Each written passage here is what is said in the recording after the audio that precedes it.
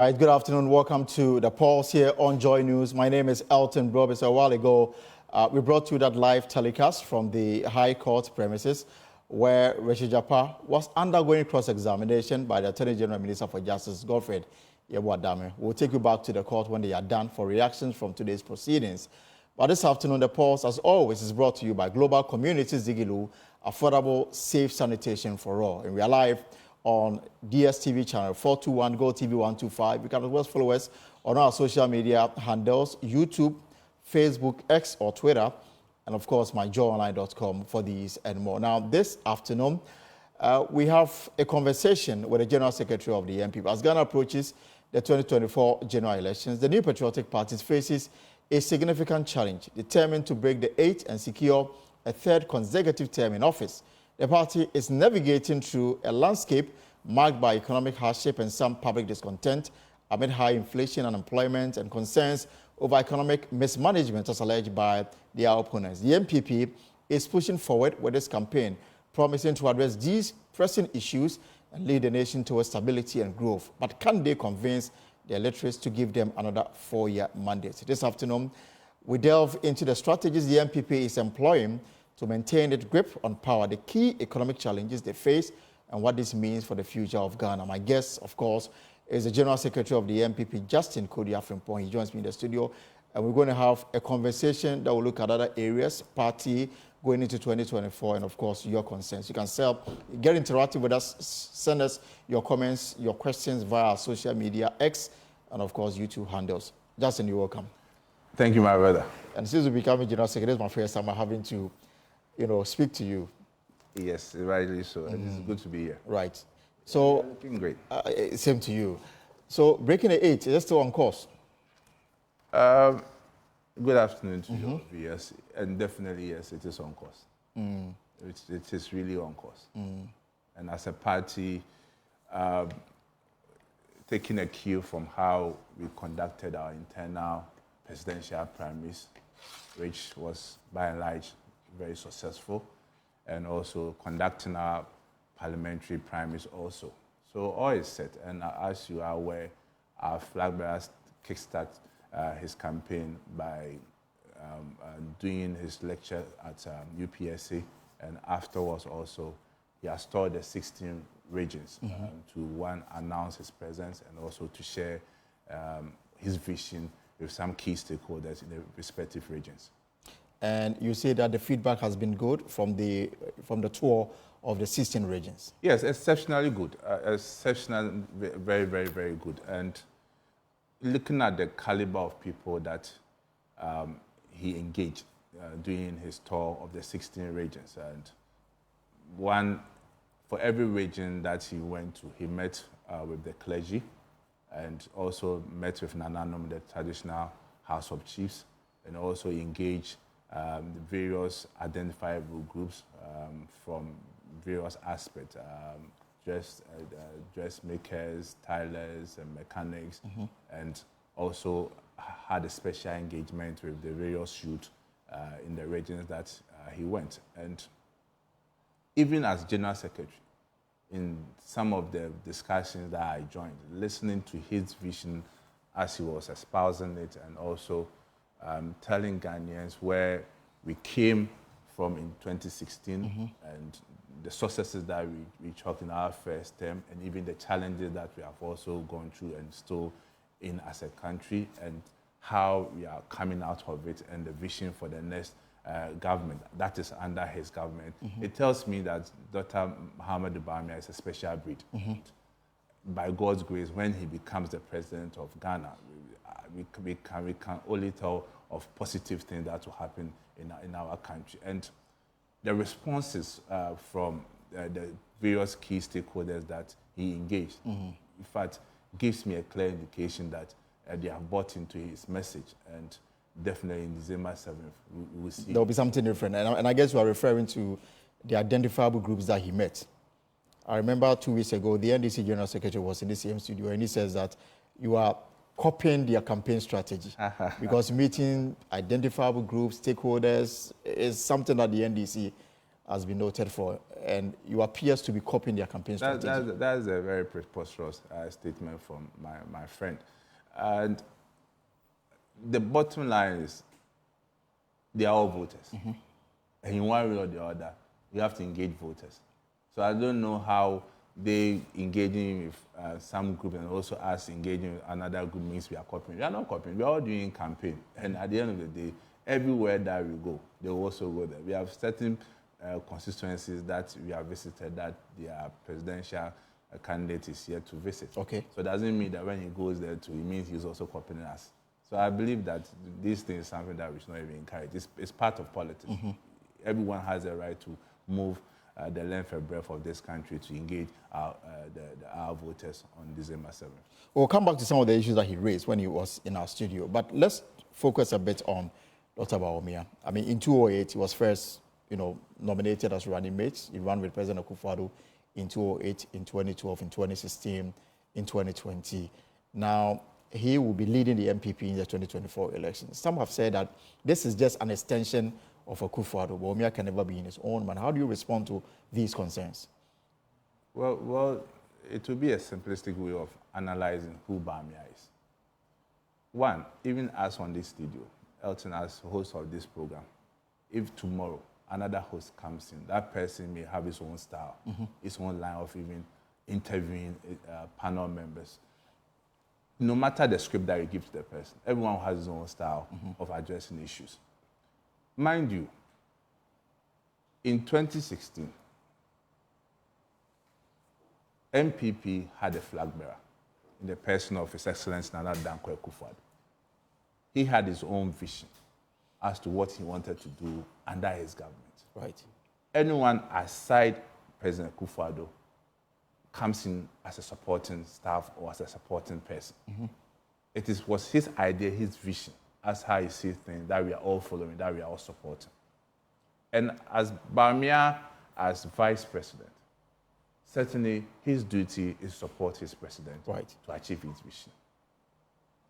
Issues in 2016 may differ from issues in 2024. In 2016, crux of our campaign was based on free senior high school. Right. Crux of our campaign was based on infrastructure, expanding our health facilities, creating jobs. All these things were vision that was espoused by our candidate, then Nana Dankwa Akufo-Addo, and also came at a time where Ghana had certain prevailing challenges. We are in the height of power outages, what we refer to as doomsday. At that point in time, nursing teacher training allowance had been cancelled. But currently, issues for December 7th and what Bawumia intends to do is totally different from what Akufo-Addo has done. Yet we still have power issues. Oh, but you can tell me it's better now, unless you don't want to admit it, Elton. This is a country whereby for about 4 to 5 years, we went through severe erratic power outages. For the last 7 years, you agree with me that MPP government has been able to keep our lights on. These issues about the power outages started this year, earlier part of January. But as we speak to you now, as I speak to you now, you will also agree with me that things have far improved than it was in January. And some will say that you didn't really tell us what really was going on. Oh, the Energy Ministry came out with several releases and communication about what the issues were. At the point, they made us know that it was having some routine maintenance exercise that they needed to undertake. Whatever the issue, but the most important thing, Ghanaians want solution. And I'm happy that things have improved than they existed in January. But Justin, do you really have the moral right to ask Ghanaians to renew your mandate, especially when in 2016 you made the whole world understand that the mismanagement of the economy was purely on the fact that John Mahama was simply incompetent. Now, I'm having to raise 15,000 Ghana cedis to just get $1,000 US. Inflation is high, there is unemployment. So if you look at these indicators and the fact that you presented to us an economic messiah, and some will ask, so is this what the economic messiah can do? the present circumstance that we find ourselves in, what moral right do you have to ask Ghanaians to renew your mandate? Nothing. One, I will not sit in this studio and pretend that all is well, that all is fresh and rosy. Certainly, we are going through some tribulations. Certainly, we are having some challenges as a government, and we wish we have not been confronted with these challenges. But the truth of the matter is, we need to cast our mind back and ask ourselves, how did we get to where we are now? In 2016, when we took over the helms of affairs of this country, Ghanaians know, and their memories will give them recollection that, yes, in 2016, we came in at a time whereby virtually our national health insurance system had collapsed. We came in at a time whereby our national ambulance system had even collapsed. We came in at a time that we're having a 3-month pay policy, whereby teachers will work for 2 years and they will pay just for only 2 months or even just 3 months. We came in on the background that at that point, there was no teacher training allowance. There was public a freeze on employment. We came in at a time that, at that point in time, there was several bureaucracy and high level of corruption in various public sector because due to lack of digitization. As I speak to you now, many of the issues that the reason why they even voted for us, many of them have been addressed. As I speak to you now, you agree with me that now teachers don't have to work for 2 years and they'll be paid just 3 months' salary. Now BEC students don't have to pay before they are allowed to write their BEC exams. Now students are enjoying free senior high school education. So issues that existed there, the reason why they voted for us, they have been able to address many of these issues. I will agree with you, but there are challenges. Of course. And every government from 1992, Rawlings have had a share of challenges and tribulations. President Kufuor also did, Mahama, Mills. But so far as you agree with me that in elections, until maybe there is a third force or that will change the narrative in Ghana, it's either NDC or NPP. Right. So obviously, there'll have to be that comparison to check our record as against the record of the NDC. And for us in the NPP, yes, challenges will come, problems will come, but we always solve them. But the economy is a major issue, and it is one of the issues one of the issues that will influence people's votes. If the indicators we have today should serve as a yardstick to measure the performance of this government, will you say that you have done your best? Certainly, yes. In the midst of high inflation, high exchange rate? Because I don't be looking at how all these issues came up. Between 2017 to 2019, in fact, we inherited an economy that was growing at 3.9%. Elton, between 2017 to 2019, we have moved it from 3.9 to 7%. Again, we came into government whereby we had a decline in agricultural production. When the NDC was leaving office in 2016, agricultural growth was 2.9%. Between 2017 and 2022, it grew to 6%. Around that same time, we had implemented free senior high school. As I speak to you now, in terms of infrastructure, NDC government constructed about 4,800 kilometers of road. We have done 11,600 kilometers of road. In terms of record, our records are much, much, much better and enviable than the NDC.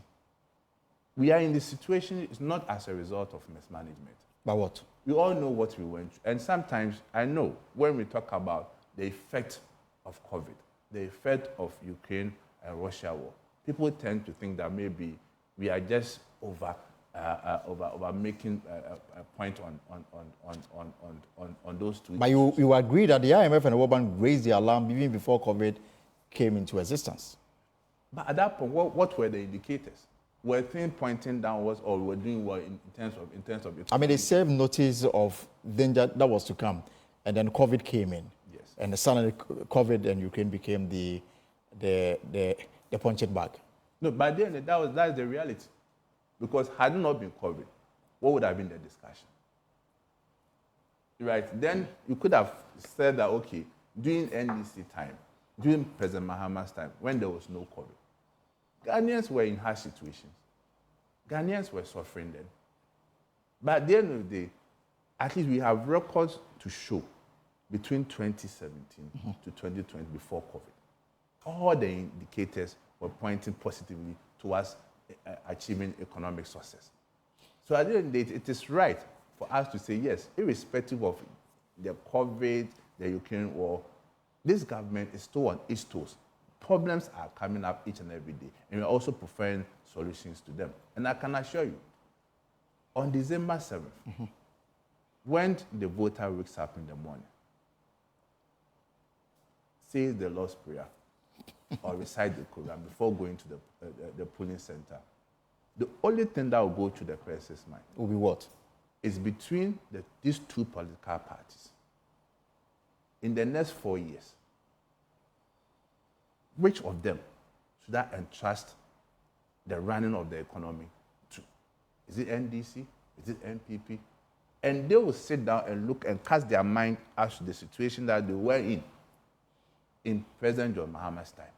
But yes, and the situation that they are in our time. But Kodia, don't you think that the voter will probably look at certain factors? For example, the voter will look at the fact that he is made to pay almost 15 cedis for a liter of petrol. The voter will look at the fact that he needs so many cedis to change into dollar.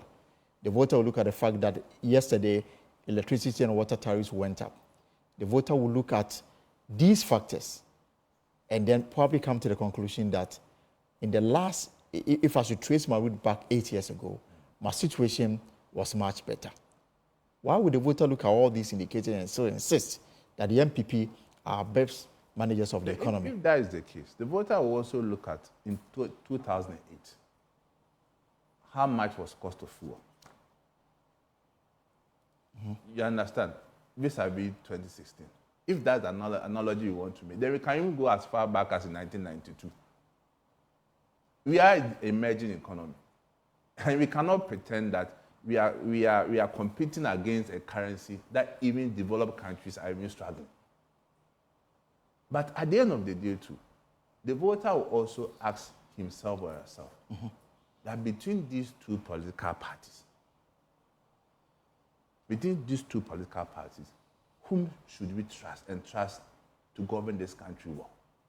And I can tell you, they also understand the fact that between President Mahama and Vice President Bawumia, they all have their records. Vice President Bawumia has never been a president before. But even as Vice President, let's compare him and President Mahama on their record, even as Vice President. And I throw a challenge to you that in the history of this country, if you want to compare all vice presidents that we have had in this country, we'll mention Bawumia's name first. Why? Because we have several things to pinpoint and say that this was done by Bawumia. This was the initiative of Bawumia as a vice president. And I'm not surprised that he's being attacked left, right, center, because to whom much is given, much is also expected. Because he has done so much work that people also expect more from him. And I can assure you, he will deliver. But so on that score, whether Bawumia can accept a debate from the Mahama camp for us to put the record on the table and then see who is better? I think on several platforms I've made that point, that His Excellency Bawumia is ready for former President Mahama. And I think it will be the best avenue for Ghanaians to listen to the two leaders, for them to make an informed decision. And I can tell you, His Excellency Bawumia will floor Mahama. Let's wait for that day. But I know you, as General Secretary, you are privy to a lot of surveys that have been done by some groups. And I know that, last 2 weeks, the issue of whether the NIB undertook some survey that placed Dr. Matthew Prempeh as a preferred running mate. We'll come to the issue of the running mate. But opinion polls ahead of the elections, and I guess that you've been following some of them. So far, the tide appears to be swinging towards John Dramani Mahama of the NDC. What is your reaction to this? It's very interesting. And several polls have come up, right? And there's one by Global Info Analytics. Exactly. And there's one by Professor Smart Sapon. And other groups have also done their survey. The current one that I have. That just came in today. That came in today. I think you have it. Yes. Right? So I can just go through. So according to Global Info Analytics, as at April 2024, John Mahama was leading by 54.3%. Dr. Bawumia in April was at 34.9%. Kwadwo Kyerematen, 7.5%. The others, 1.0%. Now, today is 2nd July. According to Info Analytics, as at today, 2nd July 2024, John Mahama is at 51.1%, which is 3.2% decrease. Dr. Bawumia is at 38.2%, and this is 3.3% gain. Alan Kwadwo Kyerematen has also dropped from 7.5 to 5.3%, which is 2.2% decrease. So even though Mahama polling numbers drop as Dr. Bawumia gathers momentum after gaining more than 3%, John Dramani Mahama is still leading, according to Info Analytics. You know, there's no better poll than December 7 polls. That would give us the real polls of who Ghanaians want to lead in the country. And mind you, I'm happy that Global Info Analytics see that there are changes in terms of what they brought earlier on in April. They pegged former President Mahama at 54.3. The fact is that NDC went to their Congress to elect former President Mahama in May 2023. Right. So between May and November, where we elected His Excellency Bawumia, he had a free field. Right? And at that point, he was moving around the country telling Ghanaians what he would do without even us rebutting him, because we were more focused on our presidential primaries.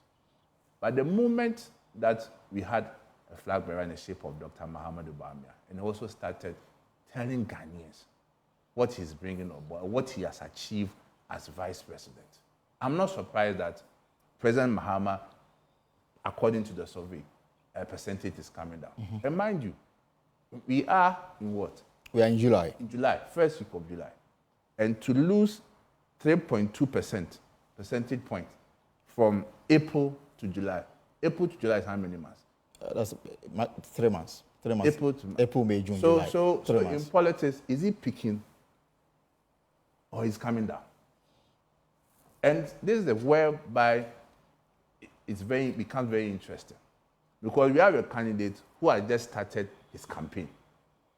He has been able to go around, just touch base in the various regional capitals. He's even yet to do the constituency tour. He has even yet to have a running mate who also starts moving around, who also go around to tell Ghanaians what our record is and what we intend to do as a government in this chapter. So by the time another post comes, maybe September, I will not be surprised that Global Info Analysis will put His Excellency Bawumia ahead. But if this is anything to go by, the gap between John Mahama and Dr. Bawumia is 13%. For me, 13% will be difficult to close and overtake. No. Looking at the time available, we've just 6 months, if you like, or less than 6 months to go for the elections. Yeah, so you still have people who and if it's taken 3 months to just drop him by 3%, and you've got 13% more to close that gap. So if in 3 months the person has dropped 3.2%, in another 3 months the person dropped even 2%, does that make the person a winner? No, not necessarily. Yes, so at the end of the day, it has its own dynamics. And in politics, each day counts, right? So for us as New Patriotic Party, for me, if we are able to communicate our record, our achievement, what we have done as a government, where we became in 2016 the state of the economy, in spite of the challenges, even in spite of the challenge that we are going through, our records are far better than this. But what is your own poll telling you? I mean, we've heard different narrative from the NDC. Dr. Mahamudu Bawumia about 2 months ago said that John Mahama will win by 57%. Now, just last month, the general secretary, the chairman of the party, Johnson Asiedu Nketia, said he'll win by 52%. I don't know what your own poll is telling you. I think it's an attempt by them just to deceive their supporters. And it's about setting a stage for them to cause maybe chaos during the election period.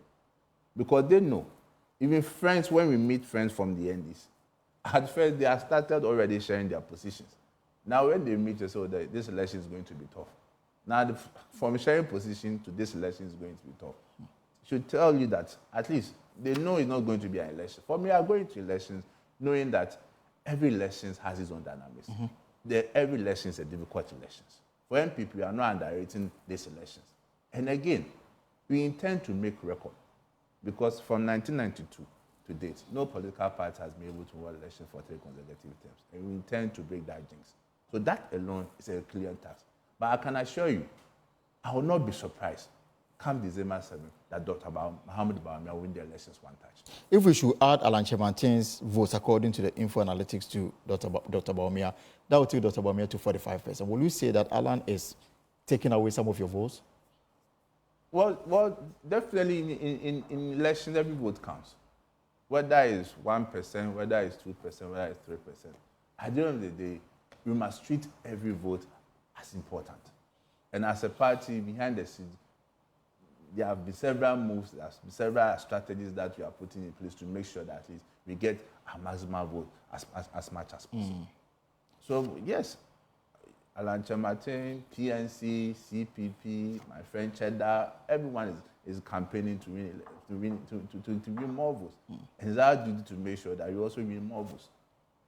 According to Fifi Kwete, again, back to the NDC General Secretary, before we now zoom into the running mate matter, he says the reason why the MPP over the years, you've been consistent in rigging in your stronghold, is the fact that you always, during every election, will bribe some of the polling executives of the NDC. The reason why the NDC usually perform poorly in some of your strongholds. And indeed, the former organizer of the party, Akando, says he undertook some survey, and it came to light that some of their polling agents, some of their ward secretaries and party executives at the branch level, when they did the survey, it came to light that they only existed in name, giving credence to the fact that some may have been sponsored to represent themselves as NDC followers, where in actual fact they may be working against the NDC. And Fifi Kwete lays the blame squarely on your doorstep and say that you've been bribing their party folks all these years. The reason why there is so much rigging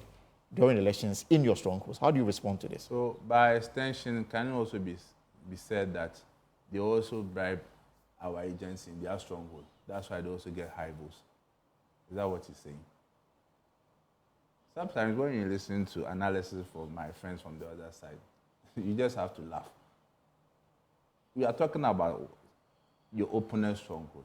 We also have a stronghold. So can we also just simplify it by saying that, okay, then you have also been bribing our agents in your stronghold. For me, it's neither here nor there. Ghanaians go to polls, they vote for political parties that they believe will be able to address their concerns and needs. And for us, whether they are stronghold or our stronghold, we treat all holds the same. And it's our duty to make sure we galvanize more votes. So I don't think it's one of their propagandas that they are just chanting around. And we don't need to give any credence to those things. Right, folks, my guest this afternoon is the General Secretary of the MPP, Justin Kodia Frimpong. If you have any question, you have any comments, I'll have them on our social media handles, and I'll share that with him. Now, let's look at the other matters that is of great importance to a lot of people, and it's about who becomes the running mate to Dr. Bawumia. Yesterday, according to your national organizer, Dr. Bawumia met the national officers of the party where he disclosed to you his choice of a running mate, and that's the Energy Minister, Member of Parliament for Bentia South. Is it the case that at the national officers level, you've already given your backing to this choice? Well, yes, indeed, it is true that yesterday our leader, flag bearer of our party, came to pay a courtesy call on the National Party. And his message was very simple, that some time ago he came to seek permission for us to give him time to look through and also to consult on who he will pick or nominate as his running mate. Right. And he's still in the consultation stage, though definitely we all know that he has someone in mind. But as respectful as he is, he still deems fit that though there's going to be a national council that will approve of the person that he intends to nominate, he still feels that he has to come and see the national officers of our party to inform us about the person he has in mind, so that when it gets to the national council, he will get the needed support. So it is part of our party process that he has to go through. And yes, he came to mention Dr. Matthew Poku's name to us. And this meeting, was it to get your approval or just that you are informed? He's consulting, so it's part of the consultation process. So he came to consult us on it. And what reason did he give that may have influenced his decision to settle on Dr. Opoku Prempeh? Well, certainly we have an elections to win, and he needs someone who will be able to complement the work that he's doing, and someone who also shares his ideologies and vision, and someone he can also work closely with. And basically, those are key factors that he mentioned when he met us. And again, for us also, we also feel that at least your running mate, in quote, is more like your partner. You should be someone that you are comfortable with, that you can work, someone that you also have so much high level of trust, and someone that you can consult in both good times and in bad times. So for him, that is his preference. And I know on Thursday, when we hold the National Council meeting, he will give us a detailed reason as to why he wants Dr. Matthew Poku Prempeh. And what response did the national officers give him? Well, for us, some I cannot discuss it here, but at least we said, okay, well, that is your choice. And as a party, we know Dr. Matthew Poku Prempeh as national officers. We know the work that he did at the Education Ministry and the good work that he's doing at the Energy Ministry. He's a non-party person, our member of Parliament from Asia South, and we know the good works that we have been doing within the party. In terms of the party hierarchy, he's well known, and we just wish him well on Thursday to hear what the National Council will say. But is it a normal practice? Because I mean, this is the first time I'm following this, that a flag bearer will do consultations ahead of a National Council meeting, and that's where he disclosed his choice of a running mate. He met President Akufo-Addo last week. He met the majority caucus in Parliament also last week, and he met the national officers. Is this normal? I mean, what we have been privy to is that he would disclose the name at the meeting. Now, there is no, I mean, for want of a better word, the element of surprise is gone because the name is already out there. Yet, it is the National Council duty to listen and say that we approve of it.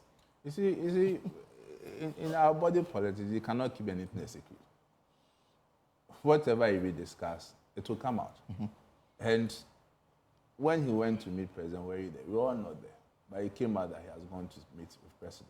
And again, he met with the leadership of Parliament. And there are several people that he has engaged. For me, it underscores the kind of person Dr. Maham Bahamia is. He's a team player. He's someone who believes that even if I have an idea, even if I have a suggestion, even if I have preference, let me listen to the views of key stakeholders. And to me, it tells you that he's a leader who listens. He's a leader who believes in team building. He's a leader who likes to consult. Why should he wait for Thursday? Then he will come and engage the National Council. Is at that point that you are expecting people to give their suggestion. These are the suggestion stage. At least if even people have some reservation, if people have some other name they want to. Succeeding in business requires certain fundamentals and know-hows at every turn. In light of this, Joy Business is so that at least, even if I don't agree with his choice, at least the mere fact that the person has consulted me, has listened to my input. And mind you, there are some that he has been able to also convince on why he's settling on Dr. Matthew Poku Prempeh. And I think he'll be a fantastic running mate. So on Thursday, what will happen? Because according to your letter of invitation to the groups that are invited to this meeting, you indicated 2 meetings. First, the National Executive Committee, and then after the council. Yeah, so if I to be in 3 phases, it will start with the steering committee, right? And steering committee is a smaller group, right? About 15 of us, just to inform us. As steering committee, you can't take any decision. But after steering committee, it moves to NEC.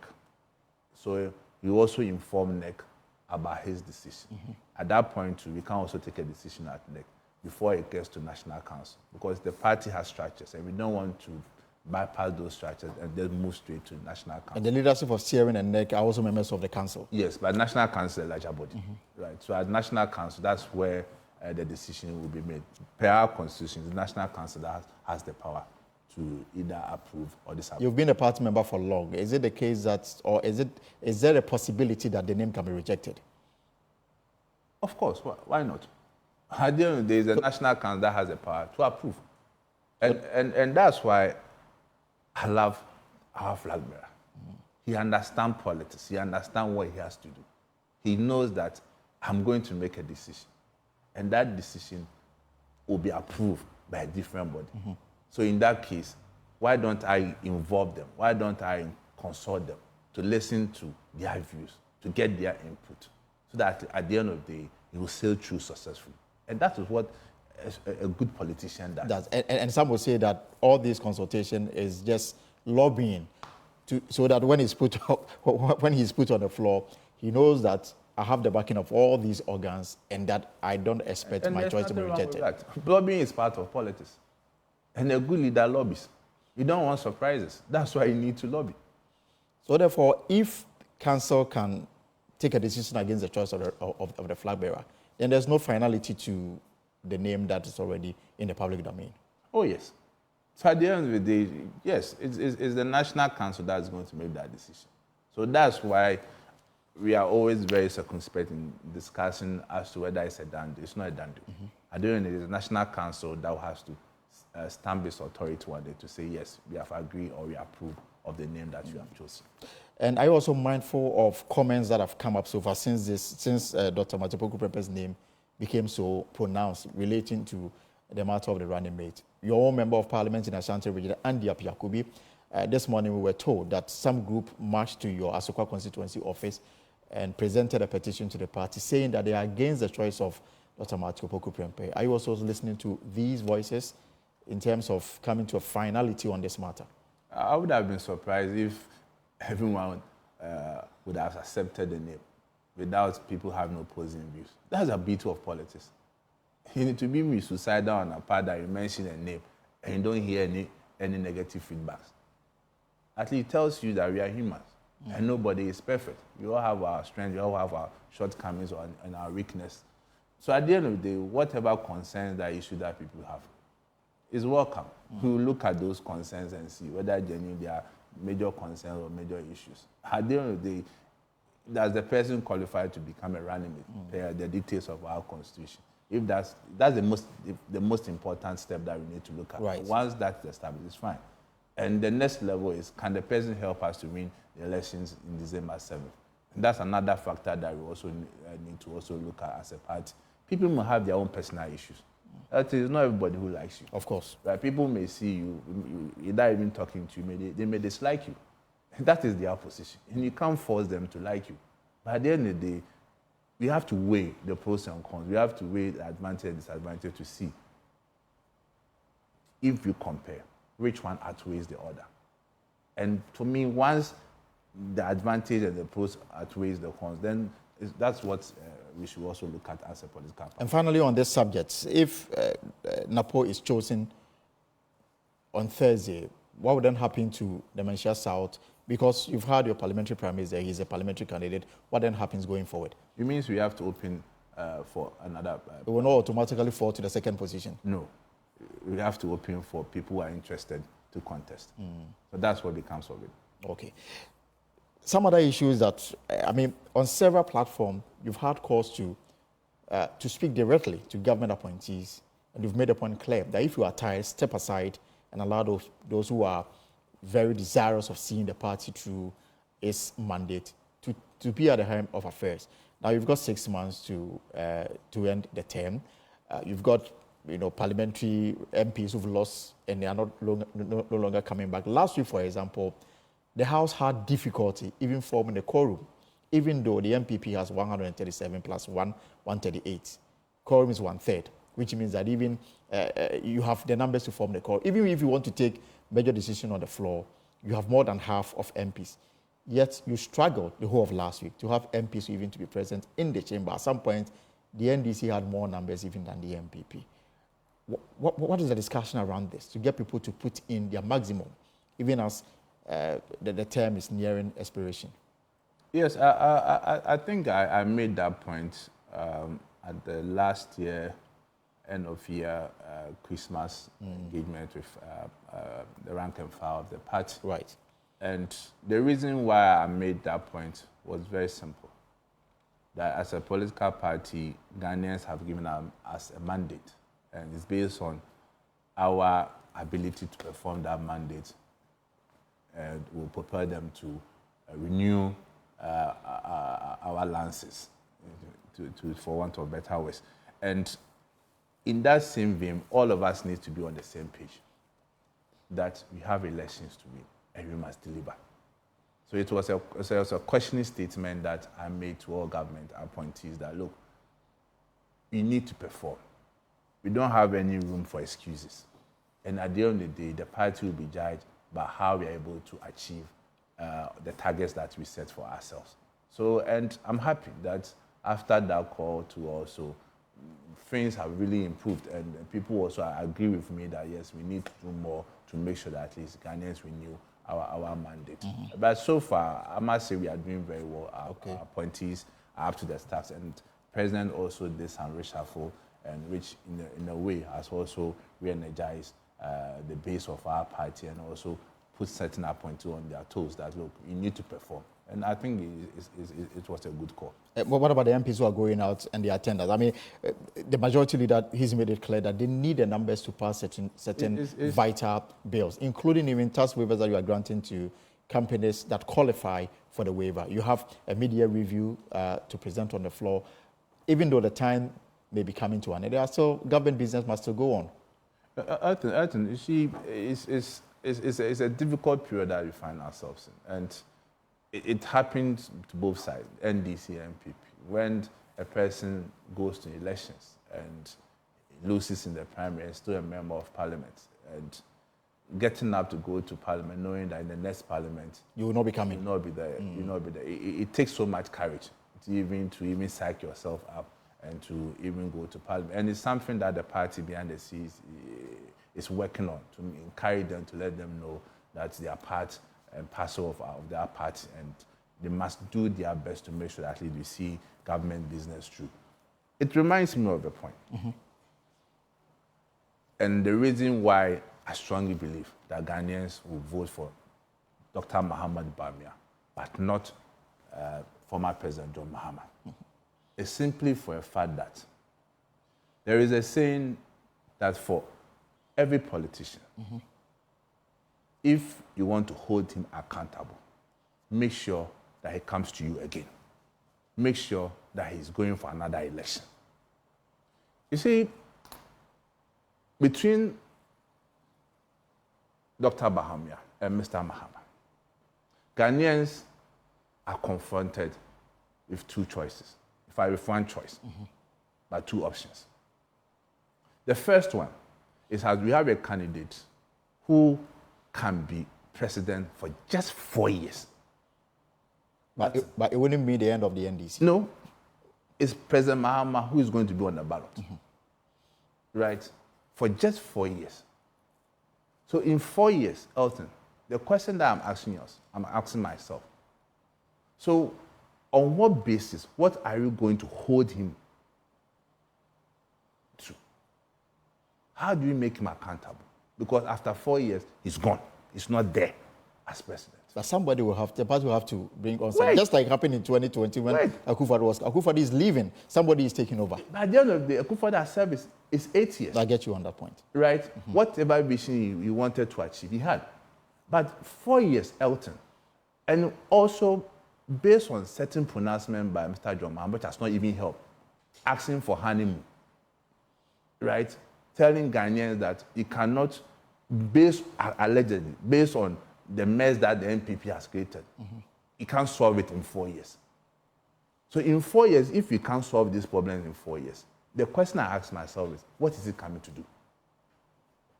The best yardstick or the best way to also to measure him is what he did as president. This is a person, even when he was going for re-elections, could look in the eyes of Ghanaians and tell them that, look, I've developed a debt gold syndrome. I know people will go on strike, people will go on demonstration. But I've heard it before, and there's nothing I can do.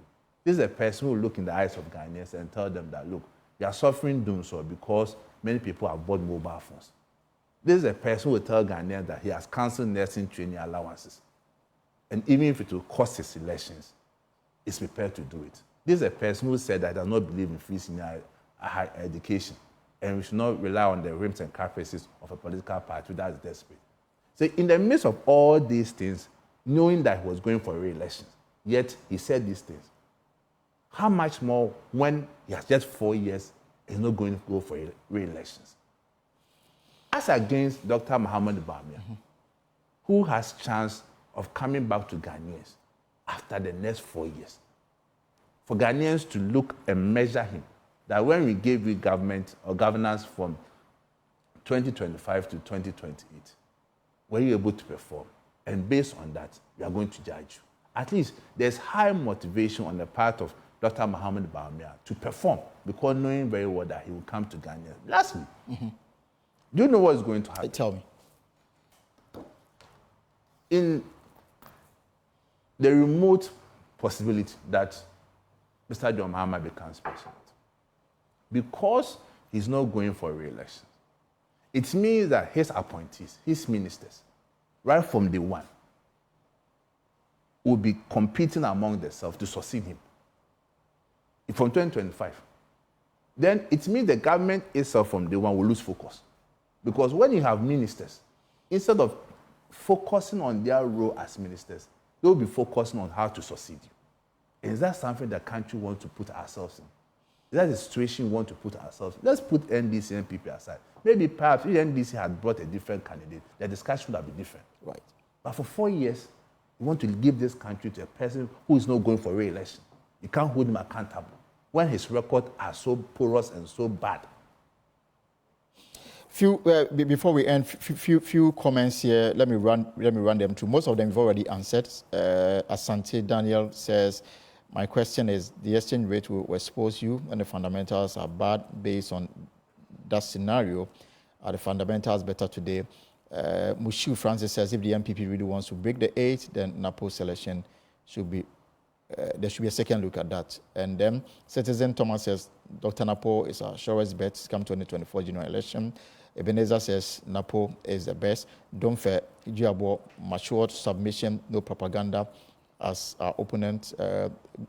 Sherry says, please ask JFK what the party is doing to settle the differences between members of parliament and supporters who are opposed to the choice of Napo. That has also been answered. Richard says, display of wisdom. Okay, so many comments. We are wrapping up. So what do we expect of the Electoral Commission? The NDC appears to be convinced that you are in bed with the Electoral Commission ahead of election. And I guess that appears to be the sing-song when you are in opposition, because you've also done the same when the MPP was in opposition, when you had a lot of issues with the Desharoto-led Electoral Commission. You see, the difference between MPP in opposition and NDC in opposition is that in MPP in opposition, you offer alternatives and suggestions. From 1992, anytime we criticize the Electoral Commission, we prefer solutions. Right. In 1992, when we were voting the opaque ballot boxes, we brought the proposal to have a transparent ballot box. when we didn't have picture ID cards. We made that proposal for us to get picture ID card. When we didn't have biometric, we made that proposal. NDC should tell us what proposal they have brought on board since 1992. It's not a question of just criticizing the Electoral Commission. At least criticize constructively, give alternative. That helps to shape the development of this country. And I'm surprised that the NDC of all people, of all political parties, complain about the Electoral Commission. When the former President Mahama said we should allow the Electoral Commission as an independent body to do their work. So what has changed? It's not the same. Because we appear to be satisfied with every step taken by the Electoral Commission. No. We go to IPAC when we have our issues. We make it known at IPAC. That is why IPAC is there. It's not a question of just coming out, at least trying to win public sympathy, trying to preempt and trying to incite the public against the Electoral Commission. Mind you, Elton, can you tell me that all the officers in the Electoral Commission are NPP sympathizers? It can't be possible. It can't be possible. But, These are people... but they make the claim that this lecturer at University of Natural Resources in Sunyani was recently appointed as a commissioner. It's a known MPP person. Dr. Chuahin. Well, that is their point. But then the person is a Ghanaian. Does the person qualify or not? It raises the issue of transparency and well, they are making those allegations. But this is not the first time we have had the government appointing commissioners to the Electoral Commission. Dr. Fredjan was appointed by the NDC government, Flight Lieutenant General Wallace, right? But in 2000 elections, they lost. Was Dr. Fredjan able to save the NDC? In 2008, Dr. Fredjan was there. We lost the elections. Madame Charlotte was appointed by the former President John Mahama. Could he save them in 2016 when he lost miserable close to about 1 million votes? At the end of the day, I don't see the argument. Because elections are won at the polling station. And at the polling station, you have your agents there. After the close of poll, you all count, you all sign. At that point, it is moved to the Constituency Coalition Center. So if you have an effective coalition system, even before the Electoral Commission declares the results, you know what you've got.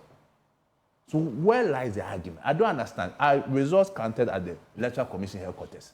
No, Elton, tell me. No. Are results counted there? No. So it's a party that is telling us that they have a weak coalition system. That's why they are always complaining. No wonder in 2020, when they lost, they told their supporters that they have won. They went to court only for the then General Secretary, my big brother, Sidi Kecha, to tell them that, they just said that to incite their supporters, to make them happy. In fact, to excite them, and that they didn't have any evidence to challenge the electoral results in court. So this is a party that lacks credibility when it comes to electoral matters. So please, they should focus on their campaign.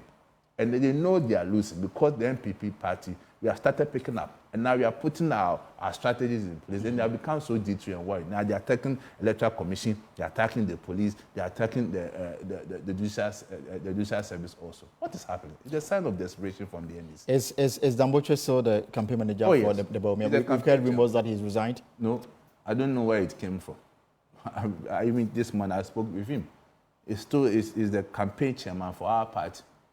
And I don't know whether it's coming from the opponent or from people who just want to cause distraction in what we are doing. But he still remains our campaign chairman. And is everything okay within the campaign community? Everything is well.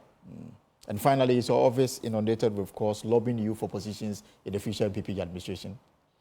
So I'm not the president. I won't be the president. Well, the NDC General Secretary says that people have already started sharing. I don't know whether the MPP we've also started sharing the positions for MPP, in 2025. Our main focus is to convince Ghanaians, and that's what we have been doing, to assure them that yes, we share with you that times are hard. We share with you that we are going through difficulty. We are not running away from them, but they should continue to have faith with us that we will solve our issues, and we still remain the better alternative to addressing our challenges in this country. Thank you so much for coming to Justin Goodyear from POM. Is the General Secretary of the MPP, and of course, you heard him say all the things that he had to say. We'll take a short break. When we return, Clocksack, they've declared an indefinite strike. We'll take you to the court.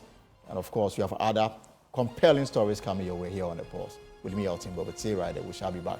So on the pause here on Joy News. Now I can take you live to the court complex now where the communication officer of the NDC, Sami Jamfe, is addressing the media after the cross-examination of Richard Jakpa. The effect of letters of credit, suggesting that letters of credit constitute advance payment. And Jakpa educated him that every letter of credit contains condition precedents. One of it is the point of negotiation. And the point of negotiation for this one was a Jebel Ali port in Dubai.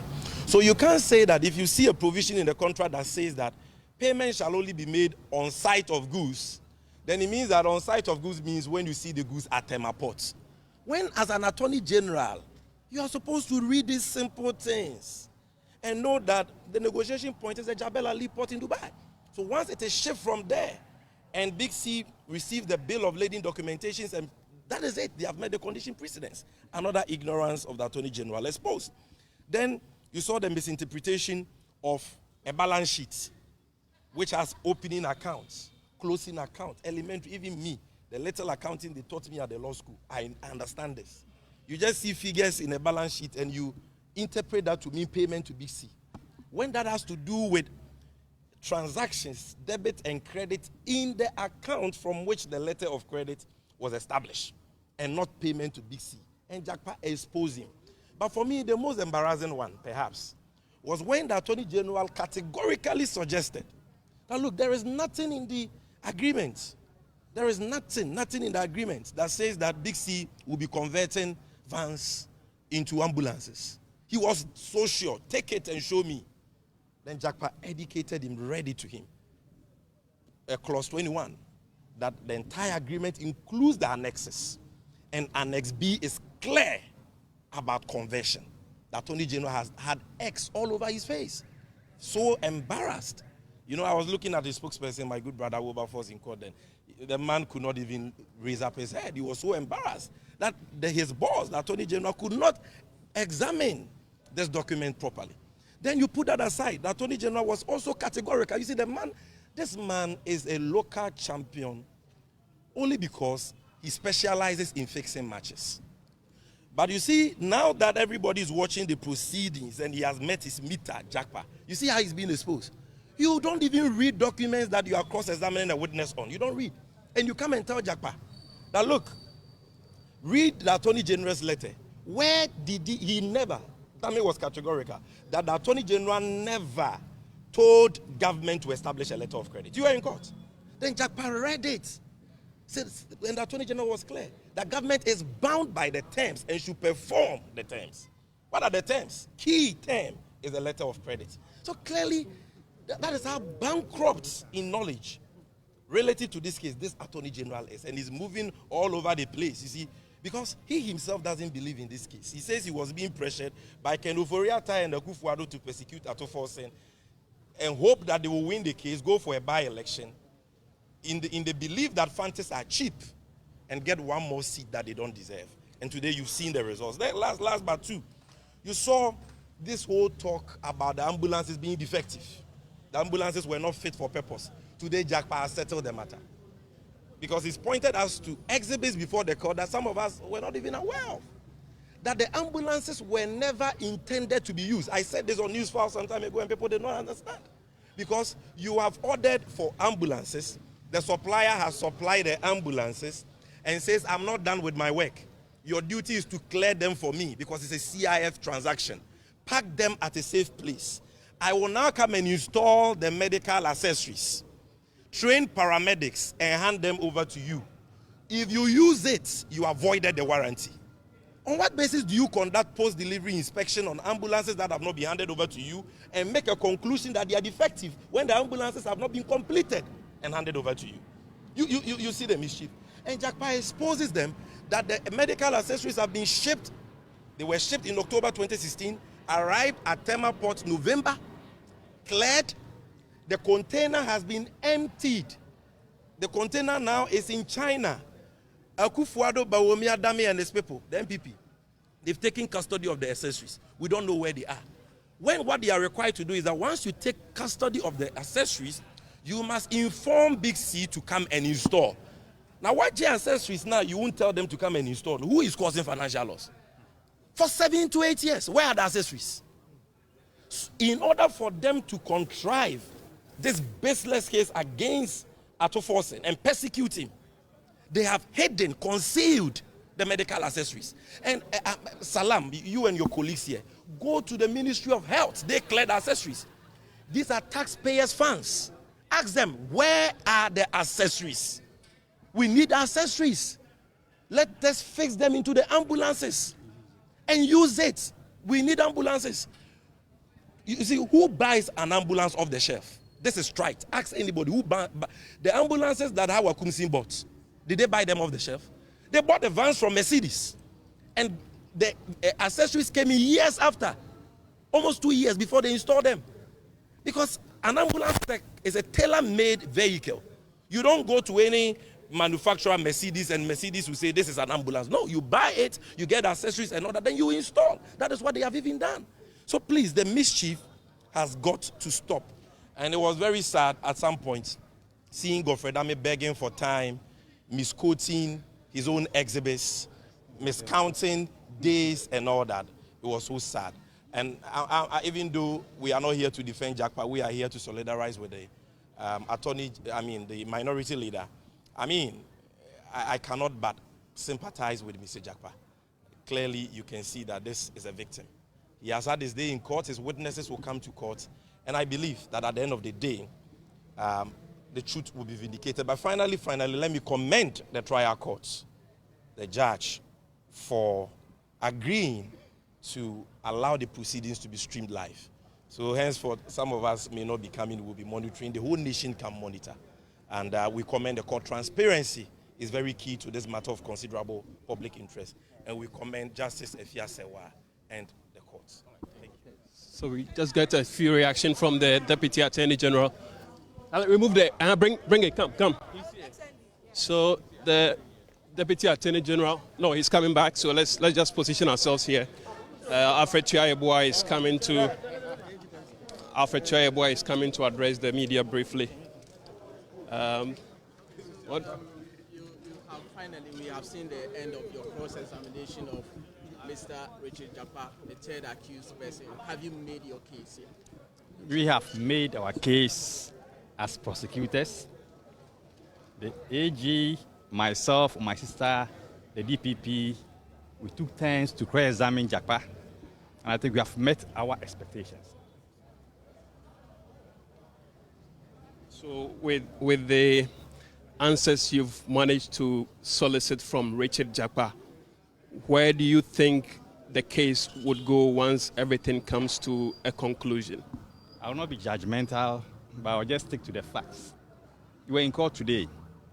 You heard issues about the post-inspection done by the former government, which Jakpa said was done mischievously, not our worst.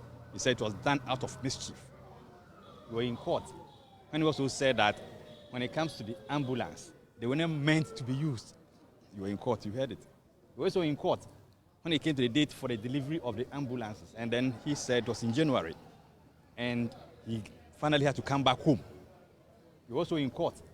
And you heard about the ambulance having been delivered in 2014, December.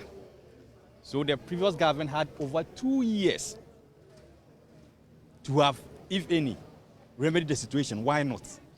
He said at the time it wasn't handed over to government. It was supposed to be kept at a safe place for the installation of the accessories, training of paramedics before it is handed over. So it will not be accurate to say that it had been handed over to government at the time. He explained in court. But you listened to him when he read the letters of Honorable Alex Segbefia.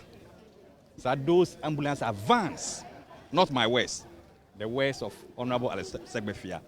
You also listened to his reading of the letters by Honorable Sherry Aite, who also said they were not vans and that they should be stopped manufacturing the said ambulance.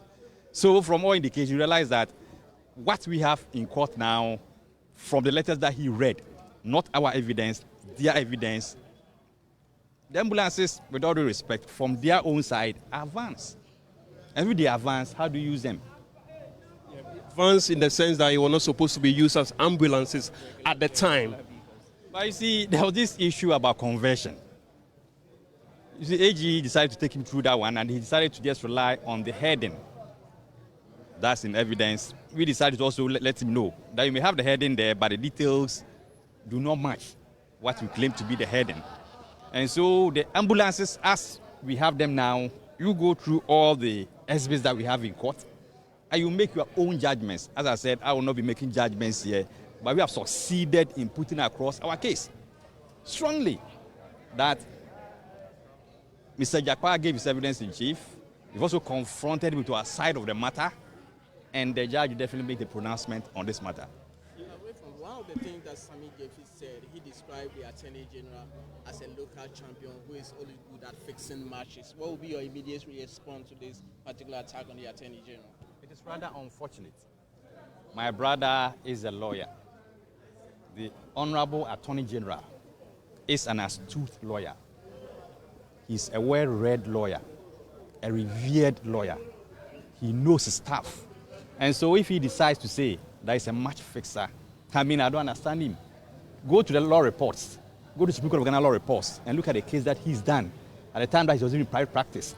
And from 2016 to date, I can say without any fear of equivocation that if you look at the ages that we have in Ghana, if he's not the best, he may be one of the best when it comes to his courtroom appearance.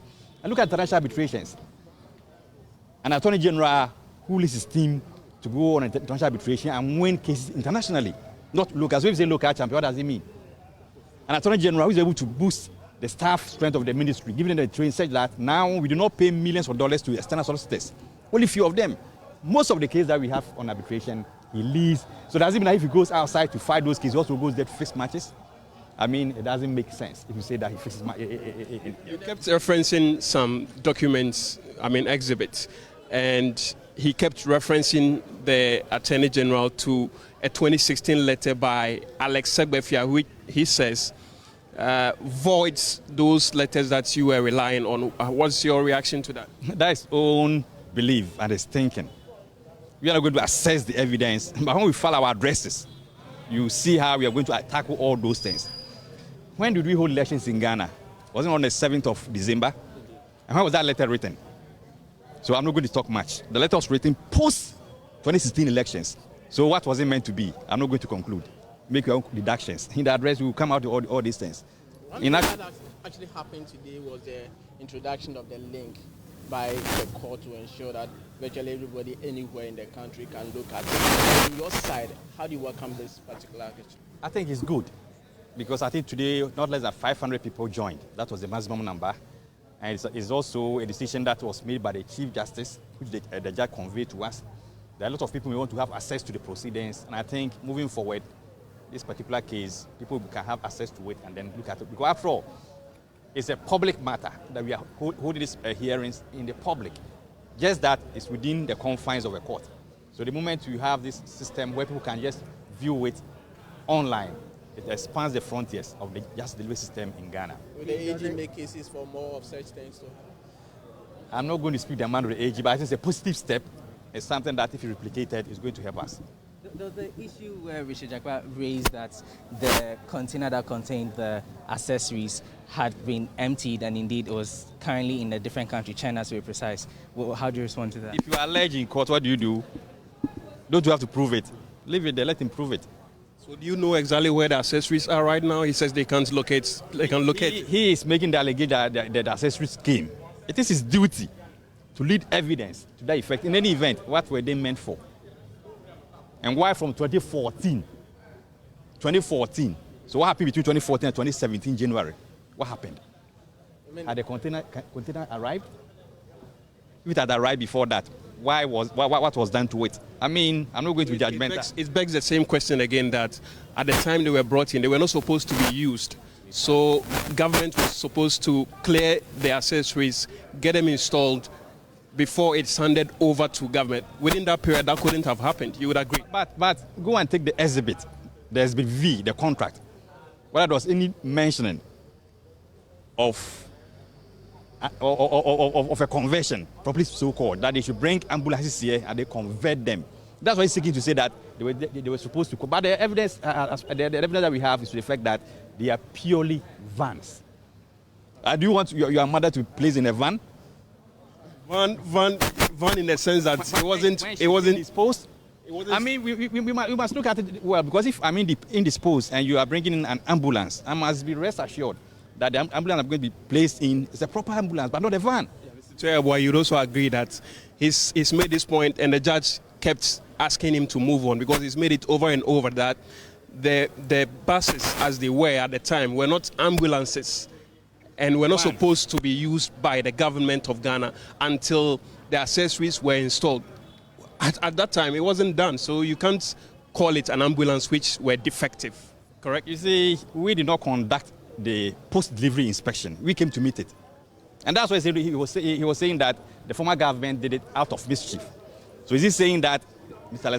Segbefia, is he saying that Mr. Setekpe, all of them were mischievous in this transaction? Maybe make your own deductions.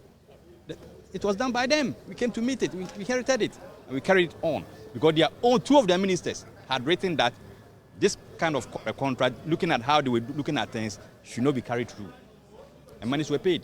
So you would have rather government of Ghana incurred the judgment debt that was pending if we had not gone through with this agreement? What's the guarantee that there was going to be a judgment debt? It was captured in the AG's advice. The AG's advice was to the effect that they must go by the dictates of the contract. Part of which says that if you don't comply, the AG's advice, you have no problem with it.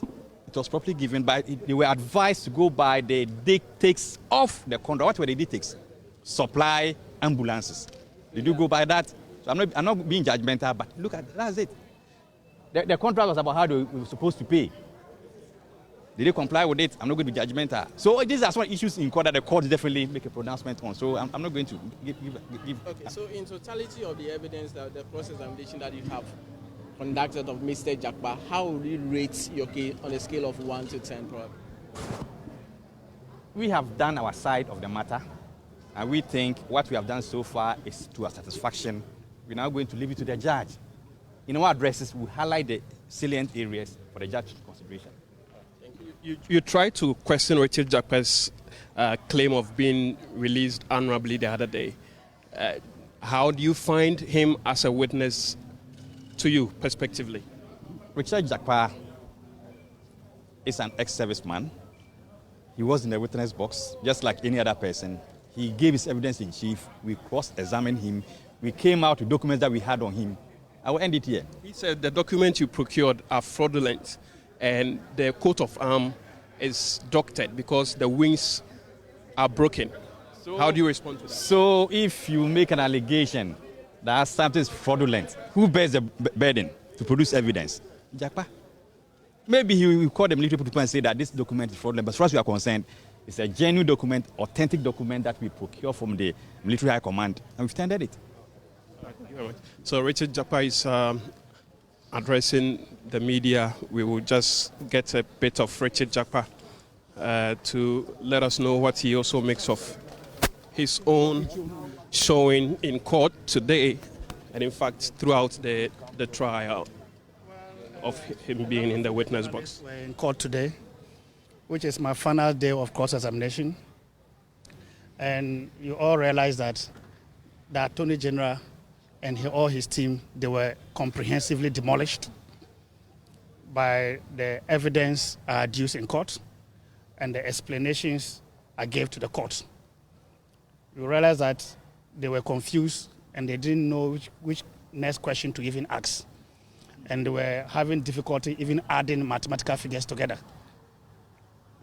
It was all demonstrated as a clear sign of ineptitude and incompetence on the part of the Attorney General in presenting this case to the court and the evidence they brought. In fact, the evidence they brought were evidence that were very, very irrelevant. I say so because they brought evidence of years prior to 2016. And Honorable Alex Segbefia, the last minister of the NDC government, had dealt with all the implementation hiccups of this ambulance problem issue. In fact, he has sent a team to Dubai to go and negotiate all the implementation problems that were occasioned right from 2012 to 2016 before he left office. In fact, the team that led the delegation for the dispute resolution, which is grounded in the contract, was led by Professor Ahmed Zakaria, the CEO of the National Ambulance Service. And they came out with an addendum. An addendum is founded on clause 23 of the contract, which is amendment. And no amendment or anything outside the contract can be valid unless it is signed by both parties. And this is what the both parties agree to. So when they send their team to Dubai to go and negotiate on the implementation difficulties, which is normal in international contracts, especially in manufacturing of such nature, when they are custom made. Because ambulances are not manufactured on the shelf for you to go and buy. Like the way you go and buy a Land Cruiser, you go and buy, they're already manufactured. No. Ambulances are made to specification of the purchaser. So they have to buy all the accessories from around the globe, bring them together, and with delivery schedule, manufacturing schedule, to put them together. So when they do it and in the contract says that you have to come for pre-shipment inspection, to come and check and be sure that what you signed for is what has been produced. And you decide that, oh, I don't care, I will not go and inspect, of an international contract, and you think that by refusing to go and inspect, the contract is ended, you must be living in a wonderland. The manufacturer will proceed to ship the products to you. Because in the contract, there's also a clause. If one particular area is breached, it does not prevent the other areas from being implemented. So if you have waived your right to inspect, it does not stop the supplier from fulfilling other obligations in the contract. And also, the supplier used their own money, loans they took from banks, to manufacture. And you only secured the transaction with an LC, with condition precedent for the supplier to meet before he can be paid. And the condition precedent is talking about bill of lading. How do you get a bill of lading? It's only when you have shipped the goods that you get a bill of lading to send to the purchaser's bank to meet the preconditions in the LC. So if you refuse to come and inspect, which is your right to waive and bear the consequences, and they also have the right to ship and get the money they've invested. So they ship the ambulance to you. You refuse to clear the ambulance from the port, the first 10. The ambulances were vandalized by thieves at the port. They stole almost all the accessories in the first 10. Supplier was informed. The subsequent 10 to make it 30, you government agreed with the supplier that, look, because of what had happened, all subsequent shipment put the accessories in a separate container and bring them so that they are not stolen or the sea waves, because they are disposable accessories in their cabins. They don't hit left and right and damage. This is common sense. So they put them in a separate container. They ship it. And there are letters and agreements to that from the Ministry of Health, signed by the former Chief Director, Sylvester Animana. So the government knew about the accessories. They arrived at the port way back in November 2016. The following month, there's election. The previous government loses the election. They hand over the accessories, the bill of lading, everything to you, incoming government. Even Honorable Esefifia had written to the Minister of Finance that, look, government has taken delivery of the accessories. And all the implementation hiccups that were occasioned by his predecessor, Sher Aiti, and also his colleague minister, Setepe, in refusing to establish the LC on time, all had been resolved. So proceed and establish the LC so that the rest of the 170 ambulances can come to Ghana for the Ghanaians to use. This letter was written in December. I heard the Deputy Attorney General espousing ignorance here, and I'm shocked. And I'm saying ignorance because it's premised on law, and the man is ignorant on that. How can you tell the whole world that That letter Lesefia wrote was written in December, and it was post-election. Election is 7th December. And MPP won. Yes, they won. But they don't have executive power until they are sworn in by the Chief Justice on the 7th of January. So from December that the letter was written until 7th January, the power of executive and to sign and dismiss and appoint was still with President John Dramani Mahama, not Akufo-Addo. So you can't say that letter Lesefia signed in December is of no effect because it was post-election. That is pathetic ignorance of a Deputy Attorney General speaking this way. Mr. Jakpa, you seem very confident that government didn't have a case to begin with. If so, then why do you think the Attorney General came to court? Attorney General came to court purely on political convenience and mischief to imprison Honorable Atuforsen. And this stemmed from the e-levy. It stemmed from the e-levy because Honorable Atuforsen was a ranking member for NDC in Parliament. And he was giving them headaches. He was frustrating and being meticulous on the figures that Ken Ofori-Atta was bringing to Parliament. So on the insistence of Ken Ofori-Atta, they decided to charge Atuforsen in order to intimidate him, to soften in Parliament, so that he doesn't peruse and be too critical on the things that Ken Ofori-Atta brings to the Finance Committee. So they decided to charge him and hang that on him to intimidate him, to cow him down. But in doing so, they realized that it will become too obvious that this is a witch hunting. So, well, let's add the agent of the supplier to it, to max it and deceive Ghanaians and let it look as if it is not a witch hunting. It is a crime that they've all committed. Is it not surprising to you that you have a contract with a principal outside the country? Your LC is 100% to the principal, who is the recipient. You paid it direct to the principal. You have not charged the principal. You have not instituted any civil case against the principal on the contract, both criminal and civil. You've done nothing. Then you come and hold the appendage of the principal, which is the agent, and drag him to court and say you have committed financial loss. Yet, you are at ADR to negotiate with the principal on the same contract that you are charging his agent. And when the principal decided to take you at government to the civil court, commercial division, and sued you for judgment debt, you, the same Attorney General, Godfrey Dame, you went to the court and filed motion in the court that the court should refer the case to ADR because the contract that you are charging his agent on states that any dispute or misunderstanding arising from the contract must be settled at ADR. So he, the Attorney General, he knows about this clause. So he conveniently goes to the civil court and go to argue there. Then the civil court decides, okay, that is true. So they ordered both of us to go to ADR and go and solve the problem. You got this judgment. The case at ADR. He doesn't want to go to ADR. Then you are at criminal court, the same human being.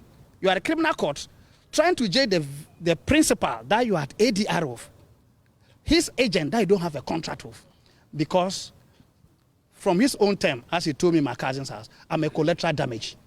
And in a political trial, there must be a collateral damage. So I should understand that. Now, if you look at what kind of human being is this? The cross-examination of the Attorney General, in fact, I would say like 4.5 days, because the very first day when they started, they asked you only 2 questions and all that. How would you rate that particular cross-examination from the Attorney General and all this that you are saying? Which of the cross-examination? The cross-examination by the prosecution of you. Today or all the 4 days that they had with you. Oh, their cross-examination is, I don't even know how to describe it. It's just below the bar. It's below the bar. They were legally incompetent. They lacked below the bar. What I'm trying to tell that they were legally incompetent, very inept at arguing their case. You were in court. You saw that he was bringing documents and he was even confused. He didn't even understand that there is an LC account in the bank. And the LC is established from the account of the bank, from an account of the LC. So there's difference between 15 and over million and 3.9 billion, which was meant for the first 50 tranche, which came from the ministry. And the man was telling the court that debit and credit balance, which was open and closed, and the charges in the bank, that was the LC. That is completely, it's just pathetic. And you were there when I had to educate them, my brother. That is the account of the LC. But the LC that the Minister of Finance signed was 3.95 million euros. Understand my point? That is 1/4 of the money that was in the open balance. That is over 50 million euros. So the real LC was a 3.95 million euros, which at the back of the page, you have the condition precedent. But on the opening balance, there's no condition precedent because it was just the Ghana International Bank opening the LC account for all the 15 million euros for the 200. And out of it, they removed the 50 cost of the ambulances for the next LC of 3.9. And this Attorney General, he cannot decipher. He can't even interpret common LC documents. And on the audio that I released, you realize I educated on the LC. And I was expecting that today he would have come well informed, even get consultants to school him proper. But he still came there and came and repeated the same ignorance. And I have to point it out to him again. From where you sit in the witness box, if you had to rate the Attorney General's performance of your cross-examination, how would you rate it? In fact, well, if it is a scale, if you give me a scale, maybe that's a scale from a scale of 1 to 10. 1 to 10. I'll give the Attorney General 3. 3? Yeah, 3 over 10. Out of 10. 3 out of 10. That will be 3. No.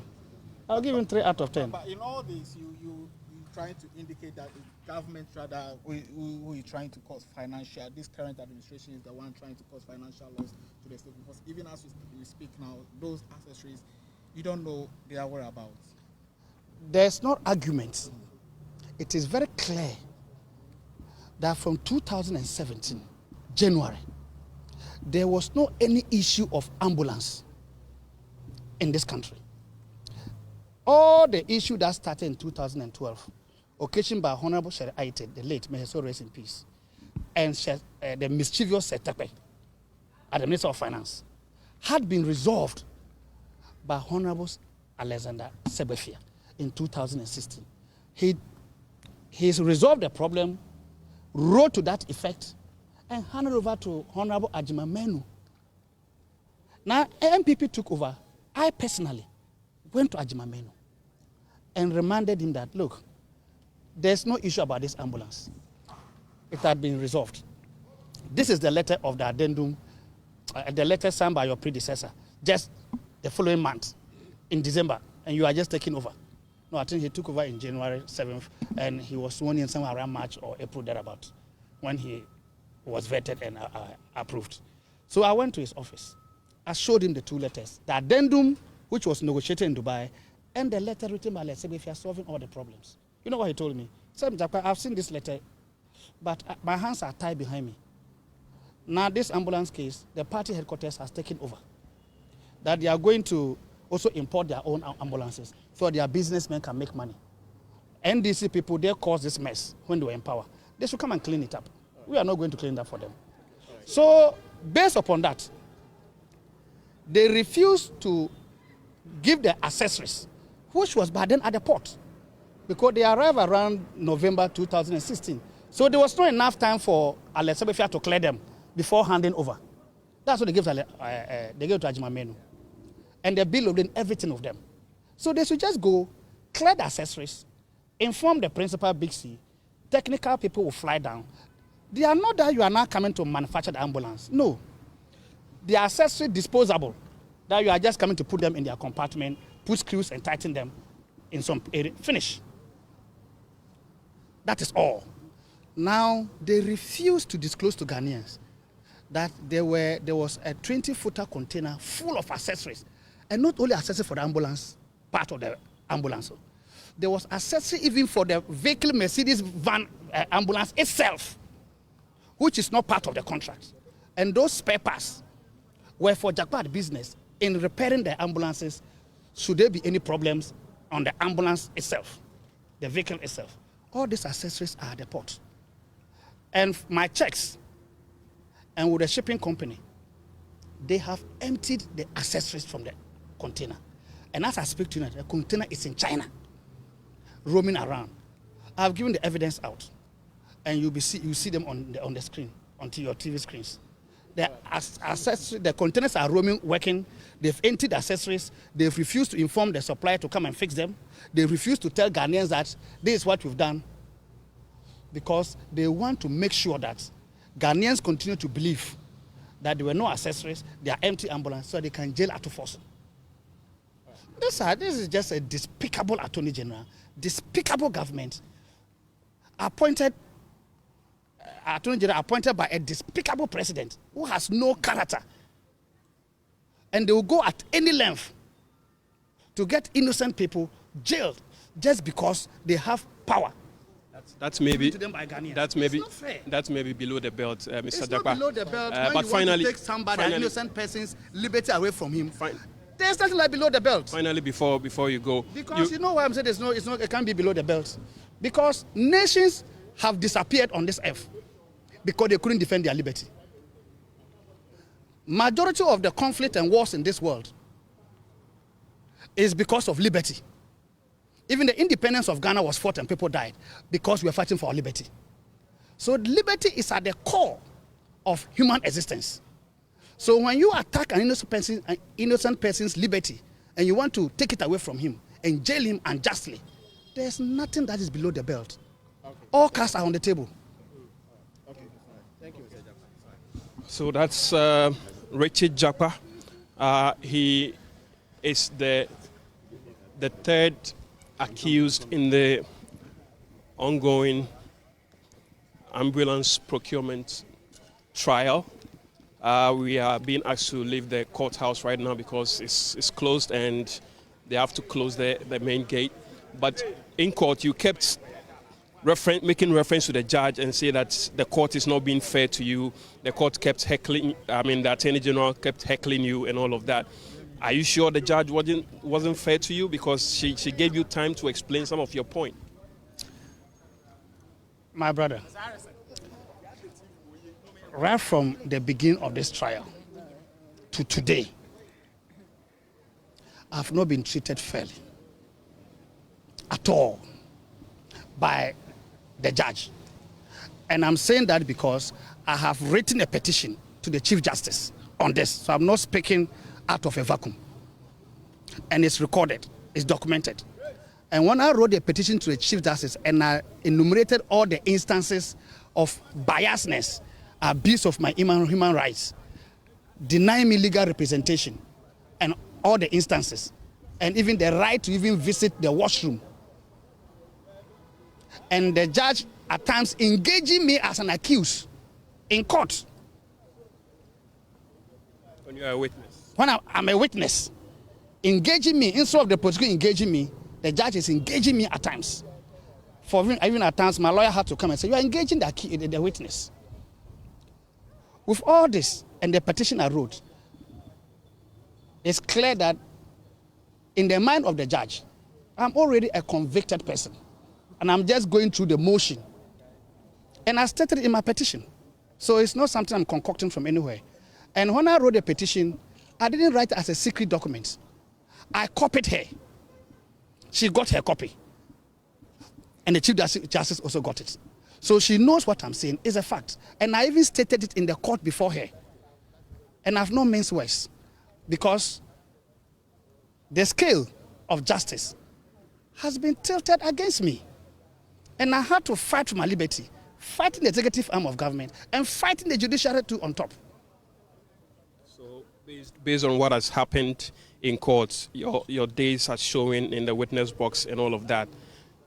Quick and direct to the question, do you see yourself being convicted, or you are going to walk a free man? Straight to the point. Well, I cannot say I should be set free or convicted. That is solely in the bosom of Justice Efia Asare-Botwe. She has to decide. to decide on that. That is all. As for me, I can't just stand here and say that, oh, discharge me, jail me. No. But what I can confidently say is that she has not been fair to me in court right from the beginning. She's been very hostile, trampled on my rights, treated me like a convict. And that is not fair. I should have been presumed innocent until proven guilty, and not guilty, and now I have to fight for my innocence. Not the other way around. But as to whether she will go ahead and convict me or discharge me, that is in her bosom. She will have to decide finally. I cannot preempt that. That will be prejudicial, and I can't do that. Thank you very much, Mr. Jakpa, and I wish you well in your future endeavors. So that is Richard Jakpa. He's the third accused in the ongoing ambulance procurement trial here at the court complex, the Financial and Economic Court. Today, the Attorney General, Godfrey Yeboah-Dame, brought an end to the cross-examination of the witness, Richard Jakpa. So for now, Richard Jakpa is out of the witness box, and the next person the court is expecting to cross-examine, we are told, is the representative of Big C Generals Trading from Dubai. This will be done via video link somewhere next week. Hopefully, if without any glitches on the way, next week, Thursday, the court will hear from the representative of Big C, and then that could, getting closer to the end of the highly followed and consumed, if you like, court proceedings in this country. For the first time today, we had the live video link. That was a request put forth by the first accused person, Dr. Kesilato Forson, and it is now evident that the Chief Justice, Gertrude Tokonu, has granted that request by Dr. Kesilato Forson, and so today's proceedings has been live with the sharing of the video link. And so it remains to be seen what Big C would also say once the...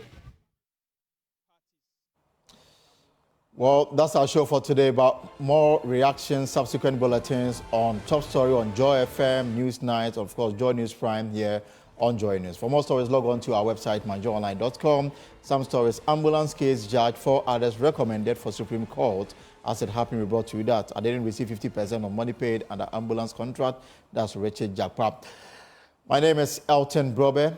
It's been a pleasure having you here on The Pulse. Tomorrow, same time, 3 p.m., we shall be here with another exciting edition. Whatever you are up to in the hours ahead, I hope it's profitable. Enjoy your evening. Take care.